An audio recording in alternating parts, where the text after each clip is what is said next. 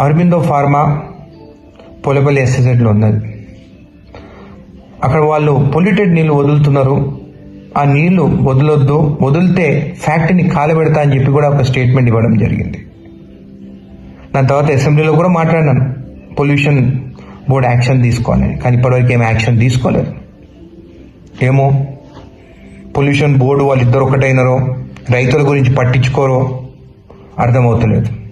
ఒక ఎమ్మెల్యేగా నా నియోజకవర్గంలో రైతులకి అన్యాయం జరిగితే ఊరుకునేది లేదని చెప్పి కూడా నేను ఎన్నోసార్లు చెప్పినాను. ఇంకా ఓపిక లేదు నాకు. ఇంకా పొల్యూషన్ బోర్డులో కంప్లైంట్ ఇచ్చుకుంటా, స్టేట్మెంట్ ఇచ్చుకుంటా, ఇంకా నాకు ఓపిక లేదు.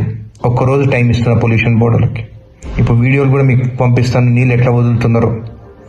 యాక్షన్ తీసుకోకుంటే సండే నాడు 11ంటికి నేనే అరబిందో ఫ్యాక్టరీ ముందుకు పోయి ఇంకా ఫ్యాక్టరీని కాలబెడతాను. మీరు యాక్షన్ అన్నా తీసుకుంటారా, నేను ఫ్యాక్టరీని అన్నా కాలబెట్టాలన్నా అనేది మీరు నిర్ణయించాలి. పొల్యూషన్ బోర్డు, అరబిందో యజమాన్యం కూడా చెప్తున్నాను, ఇంకా చాలు.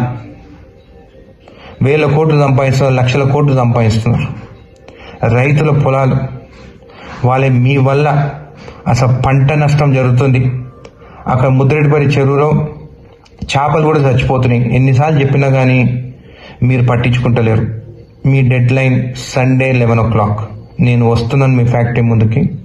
మీరు ఈ ఒక్కరోజు లోపల సరిదిద్దుకుంటే మంచిది, లేకుంటే కాలబెట్టేది మాత్రం గ్యారెంటీ.